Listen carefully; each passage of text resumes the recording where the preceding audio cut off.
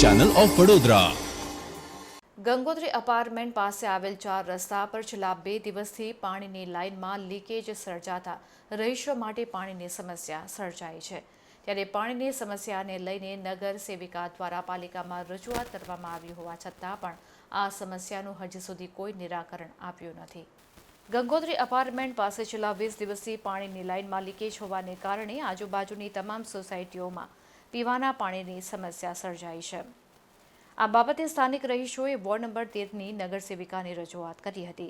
સ્થાનિકોની રજૂઆતને પગલે નગરસેવિકાએ તપાસ કરતા પાણીની લાઇનની સાથે ગેસ વિભાગની કામગીરી દરમિયાન પાણીની લાઇનમાં લીકેજ થયું હોવાની માહિતી સામે આવી હતી।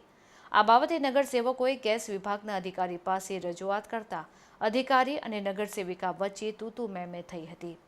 નગરસેવિકાએ ગેસ લાઇનની કામગીરી દરમિયાન આ પાણીની લાઇન તૂટી હોવાનો આક્ષેપ લગાવીને પાલિકાના ગેસ વિભાગના જવાબદાર અધિકારી અને કર્મચારીઓ સામે દંડાત્મક કાર્યવાહી કરવા માટે પાલિકા કમિશનરને રજૂઆત કરવાના છે।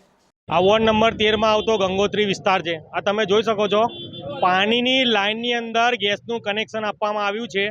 આ કેટલી મોટી બેદરકારી છે। શું આ લોકો ગેસ એજન્સી દ્વારા નકશો લઈને કામ કરવામાં નથી આવતું? આડેધડ ખોદવામાં આવી રહ્યું છે અને આડેધડ લાઈનો નાખવામાં આવી રહી છે અને આ જે ટોટલી જે ખર્ચો પડે એ ટોટલી ગેસ એજન્સી ભોગવે, એમાં કોર્પોરેશન 1 રૂપિયો પણ ન ભોગવે એવી અમારી માંગ છે।